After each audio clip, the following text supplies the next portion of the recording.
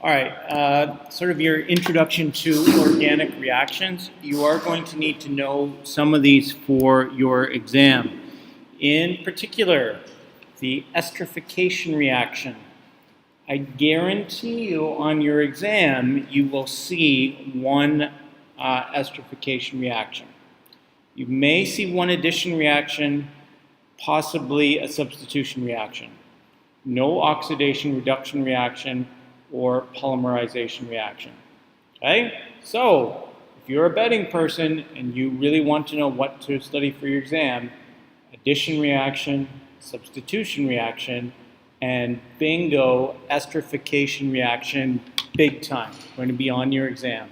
Promise you one esterification reaction, which you will need to draw and explain. Okay? This goes into a little bit more detail than you need to know, but I'll make sure that I'll point out the key parts that you need to know and understand for any test or exam question. Okay? This can be a little bit complicated, but we're going to try and simplify it as much as possible. Okay? So just like regular chemical reactions, there are different kinds that you can go through. If we remember our basic kind of chemical reactions, right, we've got a decomposition reaction, a synthesis reaction, single replacement reaction, a double replacement reaction, and a combustion reaction. For these, the organic molecules, they follow specific reactions as well. These are the main general types of reactions. But as the previous slide said, there are many, many, many other ones. But you don't need to know that for this course. Okay. One of the most important things to recognize about reactions with organic molecules are these alkenes and alkynes. Okay, most of the reactions involve that. Why? Because they've got this double bond or a triple bond, and if you break that bond, then you give more space to add things onto the molecule.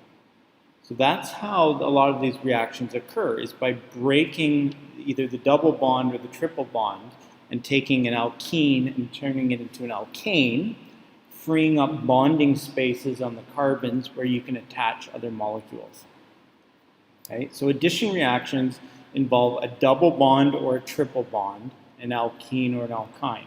So alkene reactions are going to generally be a one-step reaction and just go from breaking the double bond and then making an alkane single bonds, and then you're going to attach the different components onto the two carbons.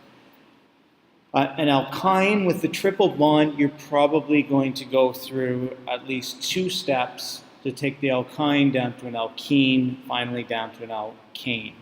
Okay? Often, a lot of these things use a catalyst. A lot of them use either things like a metal catalyst, or they use a very strong acid as a catalyst too, which can speed up the reaction. In fact, if we have time, we're going to make some aspirin, and what else are we going to make? We're going to make some perfumes. And one of the ways we do it is by using a very strong concentrated acid to serve as a catalyst. Remember, a catalyst is something that helps speed up a reaction but doesn't actually participate or is consumed in the reaction. You could take it out after the reaction happens. Okay? So there are these mechanisms, reaction mechanisms, that just show the course of the reaction, the different steps that will happen. Okay? The steps that will follow. Usually you look at it, I'm not really concerned on a test that you show me all the steps for it. Just, you can usually see it and just see what the final product should be if you combine the two of them together, if you understand what they should make. Okay, so let's look at some. Okay, so here we have, what is this? This is ethene, right? We've got two carbons, we've got a double bond, it's an alkene, two carbons, ethene, and you're adding it to hydrochloric acid, right? If it's going to react and make a new compound, the only way that you can attach anything to this molecule is if you free up bonding spaces. So you need to break one of these bonds to free up a space to bond on carbon, the one carbon, and on the other carbon as well. Okay? So what happens? Okay? So what you have is, this is hydrochloric acid.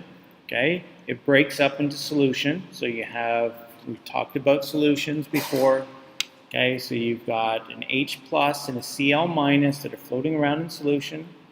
You've got, what happens first is you've got the H plus attacks the double bond.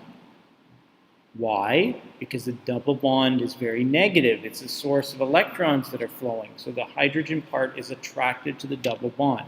It attracts it and it breaks it. We say it attacks it, breaks it. Okay, the opposites attract, right? This hydrogen is positive.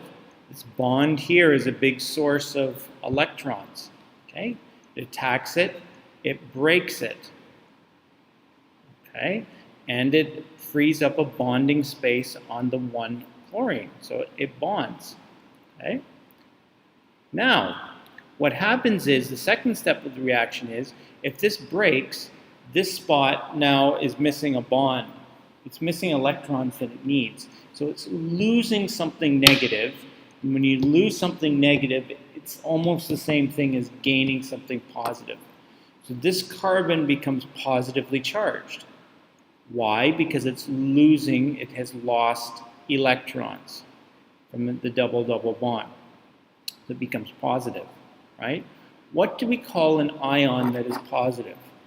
Remember, we call it a meow, meow, a cat ion. So a carbon that becomes positively charged, we call it a carbo for carbon, cat ion. And now it's got a positive charge, but look, chlorine's got a negative charge. Positive and negative attract, so I think you can tell what's going to happen. This chlorine is going to come and attack this carbocation. Okay? It reacts immediately. Okay? And what we get then is everything's happy again. Carbon's got 4 bonds that it needs to make. 1, 2, 3, 4. This one's got 4 bonds. 1, 2, 3, 4. So what have we done? We've added an extra hydrogen and chlorine from hydrochloric acid by breaking the double bond that was there before. Okay, the important part is hydrogen attacks first. Why? Because it's attracted to the negative double bond and breaks it apart. Then what happens is you get a carbocation that forms a positively charged carbon, which allows for chlorine to bond to it. Okay, that's a simple, what we call an addition reaction. We're adding things to the molecule by breaking bonds and freeing up bonding spaces. Okay? Okay? Most addition reactions occur this way. So you've got something that's positive, in this case the hydrogen ion, the hydrogen cation, and we call that an electrophile. Electrophile. Okay? Electro means negative, like electron, and phile from Greek means to love. So it's a negative loving thing. So if it loves something that's negative, it's got to be positive in itself. So it's a little bit backwards. Okay? So the first thing you've got is this electrophile, right? The positively charged hydrogen ion attacks the double bond. Okay? It forms a bond with carbon, and now the other carbon now is missing something that's negative, so it becomes positive. It becomes a carbocation.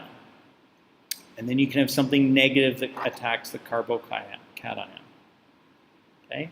Remember, the big trick here is opposites attract. You've known this since you were in elementary school playing around with magnets. It's not that much different. Okay? So, we can add many different things to double bonds or triple bonds. The big one that you'll see on any tests are the halogens. Remember the word halogen? That's your group 7 atoms. The word halogen means salt forming, remember? So anything like your chlorine, your bromine, your iodine, and your fluorine, they get added, and usually sometimes you can use a UV light catalyst to add them. It's not a big deal, okay? But sometimes you need a bit of catalyst and a bit of heat to help move these things along, right? So remember, you're only going to be able to break bonds. These things are twisting and moving, so they need to be in the right orientation, and things need to collide with it at the right angle for the actual chemical reaction to occur. So it's kind of the collision theory of chemical reactions. Not a big deal for us, but just know that's part of it as well. So these addition reactions usually follow the same pattern, right? You get something that attacks the double bond, an electrophile attacks it, formation of a carbocation, attack of the carbocation by something negative, and then you've got, in this case, the UV light here has enough energy to break apart this chlorine-chlorine double bond to get it started with in the first place, okay? You need that because, or else it's not going to work in the first place. Okay, so we're gonna go back. I gave you that other sheet about boiling points, things like that. We need to go over that as well. That is something that will show up on your test where you need to rank order different organic molecules according to their boiling point. So when we add things onto our molecule by breaking bonds, we increase the boiling point because you influence the forces that are going to act on the molecule. You've created something here that's very negative, right? Chlorine is a very negative atom. It's it's very, it's electronegative, meaning that it's very electron loving. It wants to hog or steal and hold on to all the electrons by itself. That creates a very tight bond. So to break that apart, to boil things, takes a lot more energy. Okay, bromine, right, is going to be the same sort of thing to add on to it. You're going to need, bromine is very strongly bonded together, so you're going to need something like a catalyst to break it apart in the first place. Okay, so you're going to need something like a UV catalyst. Once you break it apart, you're going to create a negative ion and a positive ion, an anion and a cation, right? The positive one is going to go and attack the bond first, which is going to break the bond, and it's going to attach to the carbon. That's going to cause the other carbon to become positively charged, right? It's going to become a carbocation, which is going to bring the negative one to bond with it. There. Okay. How can we make alcohols? Well, we can take an alkene or an alkyne and we can add water to it, usually under the presence of an acid catalyst. So H plus here refers to the acid, an acid catalyst. Okay? So if we break apart water, we know that water is going to break into a positive hydrogen and an hydroxide group. Okay, so again, the first step is you've got the positive hydrogen, right? It goes and attacks the double bond. It's going to break the double bond and attach to the carbon. Okay, breaking the bond, then this carbon is going to lose electrons, so it becomes more positively charged. So it becomes a carbocation, and then the negatively charged hydroxide attaches onto it. Okay, and then you've got an attached OH group there. This becomes ethanol. Right? Ethanol. Right? It is this carbon is attached to one other carbon. It is a primary alcohol. Okay, there's another kind of addition called catalytic hydrogenation. Catalytic means that it needs a catalyst, and this means that we're adding hydrogen. So as below we can see HH, this is hydrogen gas, and this is, you're using a metal, platinum, to add the hydrogen gas. So this one, you're just going to break the bond and add 2 more hydrogens to it. Again, more hydrogens breaking the bond, you're going to increase the melting point. And in fact, this reaction here, this is how we take things like from butter or vegetable oils, and we turn them into margarine. Okay, I'll make sure that I post this PowerPoint separately, so if you want to work through it, you can. But it's all the same sort of thing. So you take the hydrogen, you don't need to really understand how the catalyst works. I personally don't understand how it works.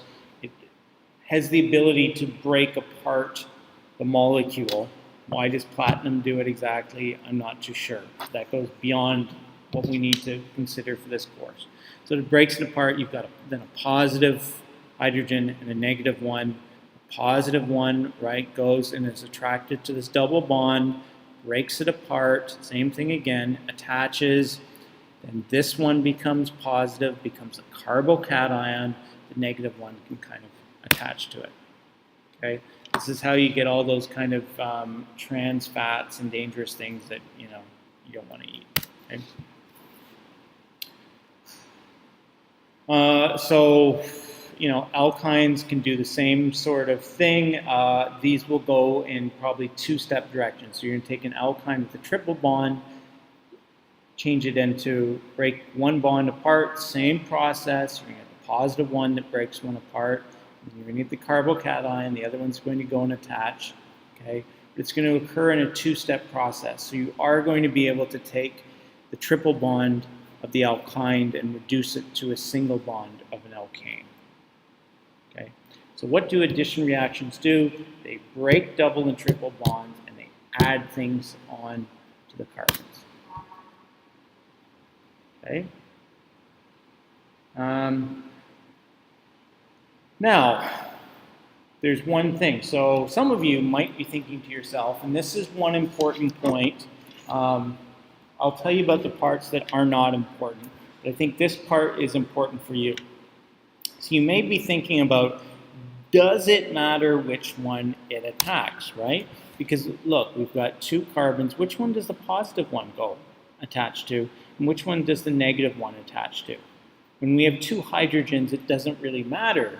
If we think about the hydrochloric acid example, you might be thinking, so which one does the chlorine attack and which one does the hydrogen attack first? Okay. So this one does matter a little bit, and this is called Markovnikov's rule. Markovnikov, a Russian scientist. Okay. So go over this. Okay. So the big question is, will the hydrogen attack carbon number 1 or 2? And it matters because Markovnikov's rule says that the carbocation forms on the more substituted carbon. Again, let's just make sure we understand what the rule is. Markovnikov's rule says the carbocation, that's the one where the negative group will attach to, forms on the more substituted carbon. So that means that the carbon that's attached to more carbon groups becomes the carbocation. And there's a reason for that, which I think it's reasonable for you to understand. Okay. So if we had this example here, we've got a positive bond here for a carbocation here. This one is attached to one other group. Okay? Carbocations are unstable, right? They want to form bonds. Everything wants to be stable. That's why they're reactive. But they want to be able to form the most kind of stable carbocation they can. And they can become stabilized by other carbons that surround it, right? And so if they're attached to chains that have many kind of carbons attached to it, they have access to a lot of electrons that are floating around. So it becomes more stable, okay? So the carbocation can move around a bit. Okay, things can move. Okay. So this one here is only attached to one carbon. It's got very limited, this one is kind of unstable. And you'd think, would this just go and attach to here? Well, not really, okay? So what's going to happen is this hydrogen first is going to see this, and it's going to move over here to help stabilize. This is a less stable carbocation. Here, if this hydrogen moves over here, okay, then this one would become positive. But this carbon is attached to one carbon here, and it's attached to one carbon here. It's got a greater sense of, we can think of electrons can flow from here, they can flow from here. It's going to be more stable. Still going to be positive, so it's going to drop that iodine up there to attach. But for the short term, it's going to be more stable. And this moving around of groups and changing where the carbocation can go is called hyperconjugation. Right? So here, right, we're going to get things that move over, and it's going to become more stable. We're going to get a hydrogen that moves down here.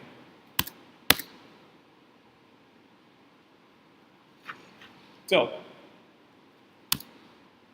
if we think about this reaction, okay, so we've got a double bond. We know that this, so we see this, we know the double bond's going to break. It's going to be an addition reaction. We're going to add the hydrogen, we're going to add the chlorine to it. The question is, which bond is the chlorine going to go on to? Okay. The chlorine is going to go onto the more substituted carbon. So that means that this carbon is attached to one, it's attached to two more carbons. So it's going to be more stable if you form the carbocation, the positive part here. So the first stage is the hydrogen breaks off, it goes and attacks the bond. It attacks it here, breaks the bond, and it attaches right here to this carbon. Okay? The carbocation is more stable when it forms here because it's attached to two others. That means the chlorine is going to come in here. Okay? You'd expect this. Why? Because this second carbon is more substituted, it's more stable.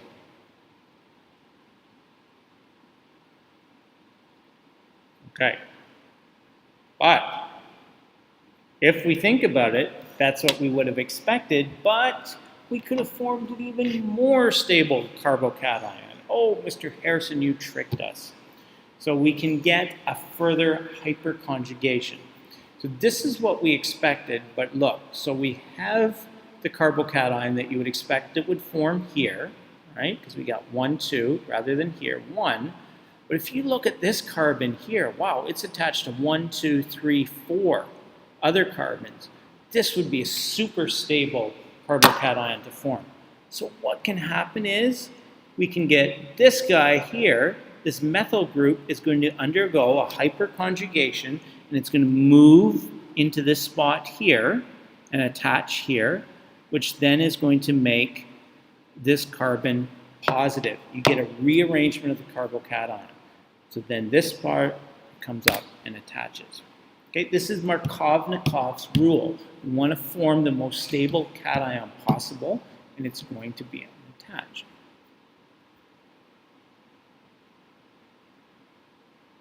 Okay.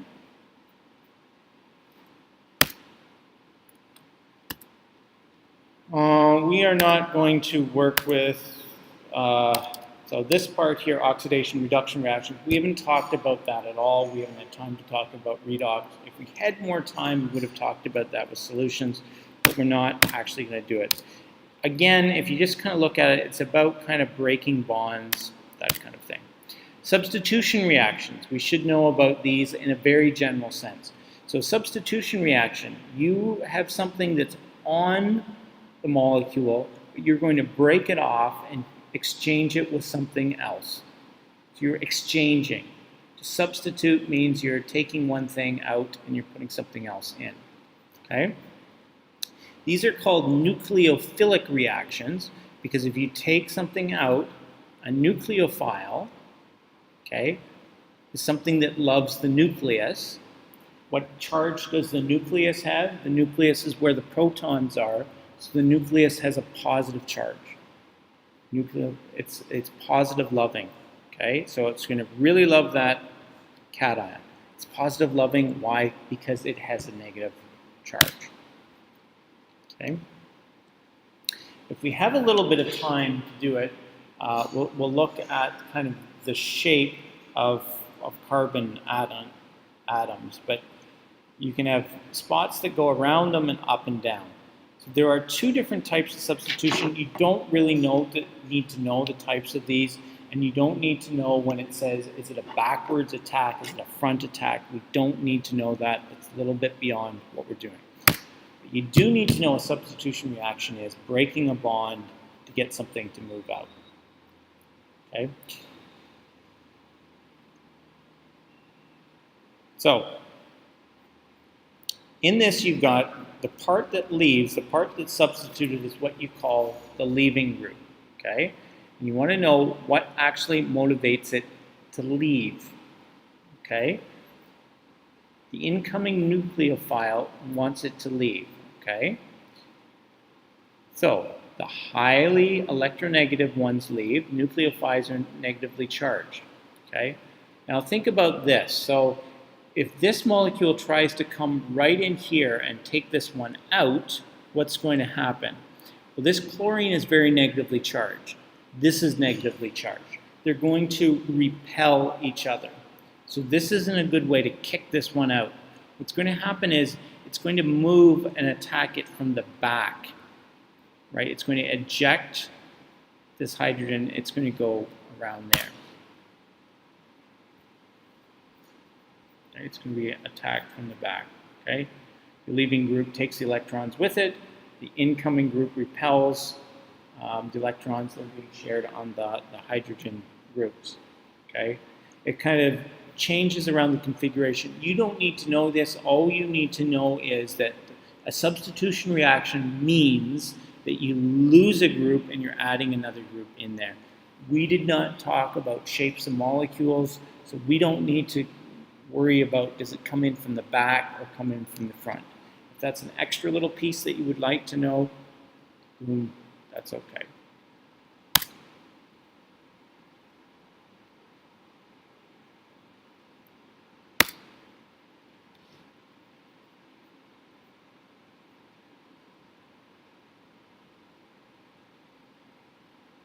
Okay, so this is showing it's going to come in, get attacked, it's going to attach, and it's going to eject the chlorine. Okay? All you need to know for a substitution reaction is you're going to eject the one and attach the other. Okay?